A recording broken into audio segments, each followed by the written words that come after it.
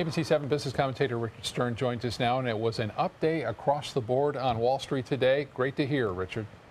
Scott, you're absolutely right. It was particularly great to hear considering the fact that the market was down fairly sharply this morning. Same thing we saw yesterday, and that is the market down in the morning, back up in the afternoon. We were down 86 points at mid-morning. I'm pleased to say we rallied back from that number to close at the high of the day. A lot of people on hold really to see what the May unemployment figures look like. That will come at 8:30 tomorrow morning.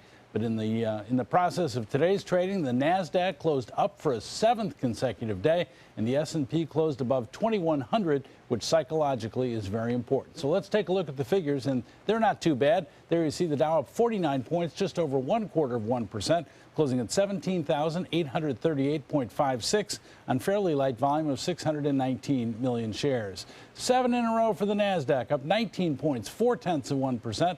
Closing at 4,971.36, that on volume of 1,489 million shares. And the S&P, as I said, over 2,100, 2105.26, up almost 6 points, not quite 0.3%. Well, I expect you know McDonald's has been making a lot of changes, like breakfast whenever you want it. Well, McDonald's is apparently making a huge change. They, and these are many reports, say that they are moving their headquarters from Oak Brook, Illinois, to downtown Chicago in an area known as the Fulton District on Randolph Street. They're going to be taking over a 300,000 square foot building, 2,000 employees that currently are in Oak Brook. And by the way, that building formerly was the headquarters of Oprah Winfrey's productions known as Harpo Productions, Harpo Studios. So that's not confirmed, but certainly a number of sources are reporting it, and people in downtown Chicago, I'm sure, would be thrilled. I have to think that people in Oak Brook, Illinois, are something less than thrilled on that news.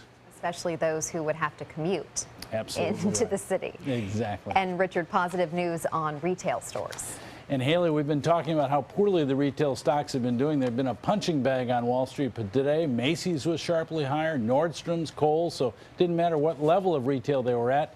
We saw a nice bounce in that whole area today. Good news after some dips in that area. Absolutely.